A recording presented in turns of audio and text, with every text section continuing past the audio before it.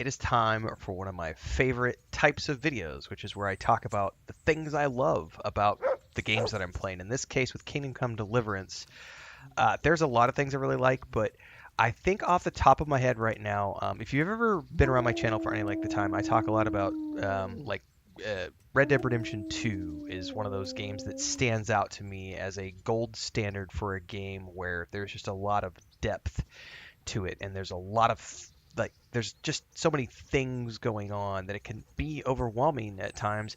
But more than anything else, it is a simulator, a life sim.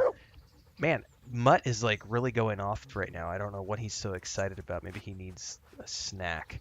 So, matter of fact, why don't we go ahead and do that right now? This is one of those little things that I could show while we're playing here. Stop running around, Mutt. Um, let's go ahead and praise him Good first. fella. Who's a good boy? That's a good dog. That's my boy. Yeah, he's a good boy. Let's go ahead and give him some Look what food. I've got for you. You'll And I love could this. give him a variety of things to make him happy. In this case, I've got some hair meat that I wouldn't eat, but we could chuck it on the ground and he could pick it up and have a bite. Um, Medieval Life Sim. That's exactly what this game is. Here's Pebbles, my horse. We can mount up, ride down the road a little bit, take a peek at the countryside.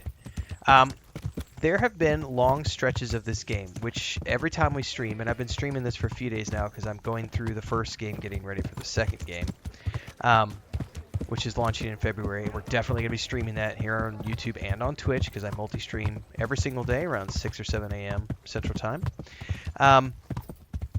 The life sim component of this game has been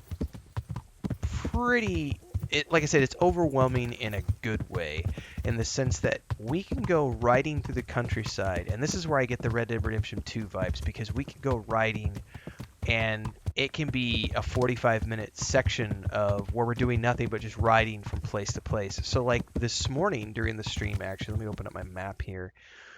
We had a quest from the lady Stephanie to go down to Sasau, which is down in here, and we had to. There's some quests we're doing down there, but we had to get there from Tamberg, so I had to ride down from Tamberg, and everything was covered in this fog of war, these clouds and stuff, so I didn't know how to get down there. So we had to just literally go in here, and I was just going off of the roads and saying, okay, so I need to go here, then we're going to go south, and then I'm going to go up into here, and then we found that place and unlocked the fast travel from Merhojed, and then we moved down in here to Samopesh, and then we came down along the river here before we eventually made our way to Sasau, or the monastery at Sasau. And this is one of those areas where also we came down in here too. Oh, Sasau was further south than that. Sorry, my bad. That was just the monastery. Um, so that whole ride was like 45 minutes to an hour this morning, and that's just one sort of like portion of the map. This is a pretty decent sized map, and I haven't unlocked. I would say I've only unlocked about a third of it so far through my playthroughs. Um, and what's really interesting is like because I was on my way from point A to point B, just on a mission to get to Sasau, right? So I didn't stop in any of these towns along the way. I didn't stop in Medhojed or Samopesh. I didn't stop at the monastery. I did stop briefly in this town because we had a quest here. I forget where. Um, but like all of these, there's like all these quests that were popping up. There's an activity giver. Like there was these quests that were popping up along the way, and I was just ignoring everything as I ran along because it was like I don't have time to stop. And then there's like DLC content I have because I have the um, what is it called? The Royal Edition.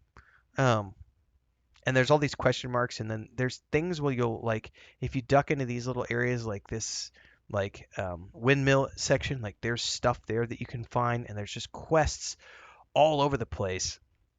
And then there's just activities that you can do all over the place because there's bandits and there's all this other stuff. But then there's things like, the alchemy. And so you can run around and do which I haven't even gotten into alchemy yet. I'm going to get into alchemy at some point.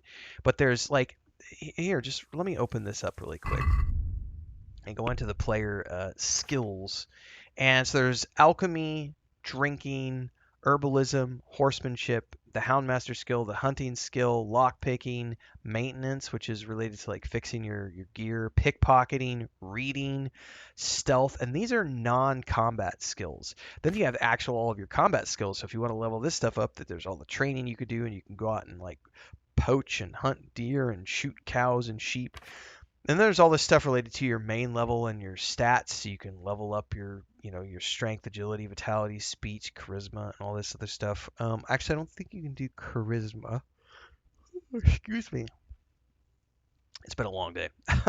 But then there's also like getting into your player inventory and looking at like all of these different types. This is what's crazy to me. The layering of the different like pieces of gear.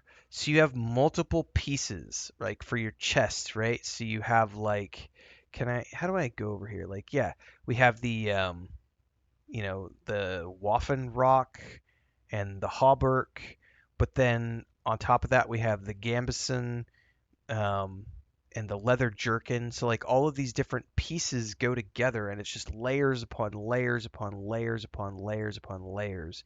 And then you have like your horse and your horse's inventory, and then the tack of your horse, which has its own like durability, as same as your armor does. And then you have your horse's speed, capacity, courage, health, stamina. Your dog has an obedience level, which is how well it listens to your commands. And then you can teach your dog things like going in here to the Hound's Master skill, and going, okay, so like I've already taught him how to hunt, which means he can go capture bears for me.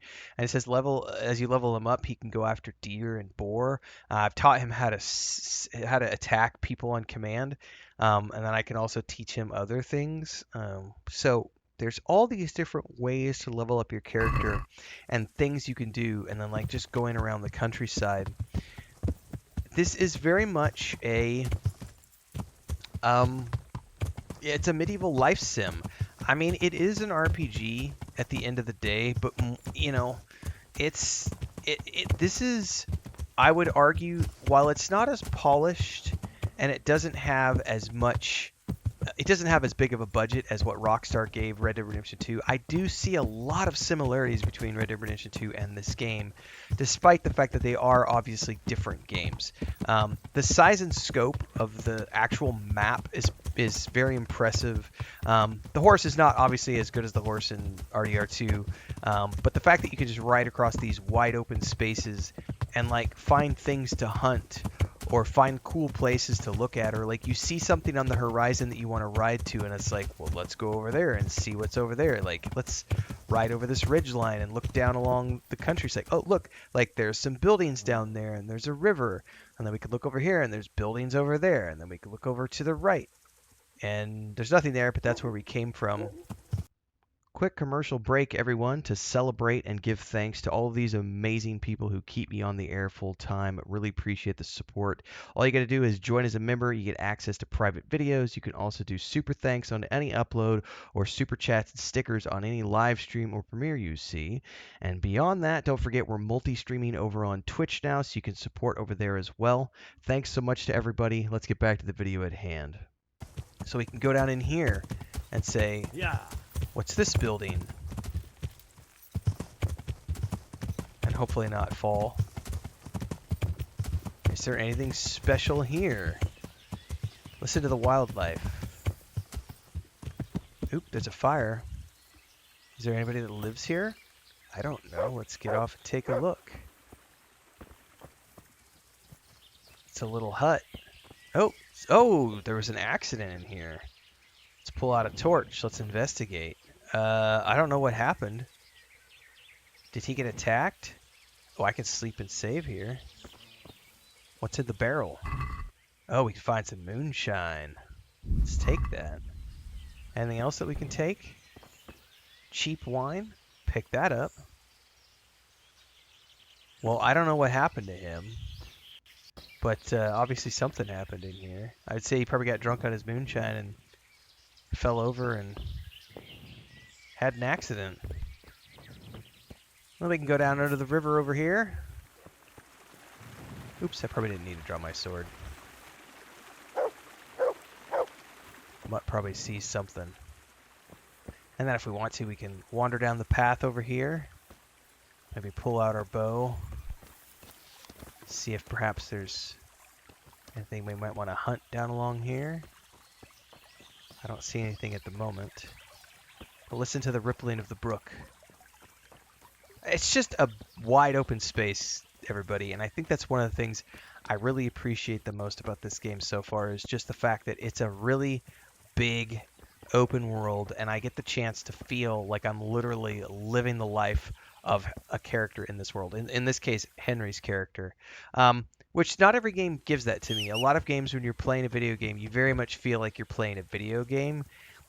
This very much feels like I am living the life of a character in medieval Europe. And there are game aspects to it, but it feels like a living, breathing world. And I think that at the end of the day, that's all you can ask for from a really deep RPG experience. I'm having a great time. Hopefully we'll see you in the next stream daily around 6, 7 a.m. Central Time on YouTube and Twitch. This is one of the main games I'm streaming throughout the month of January as we prepare for the sequel, which is Kingdom Come Deliverance 2, launching in February. I'm doing a whole bunch of streams, guides, discussion videos, and beyond. Plus, we're doing Mass Effect and some other stuff, a bunch of first impression videos with Game Pass and PS Plus. So hopefully you'll check out those videos. There are over 7,000 videos here on my YouTube channel. This is the day job. I play a ton of games, so hopefully you'll check everything out, and I'll see everybody in the next one. Until then, stay safe. Happy gaming.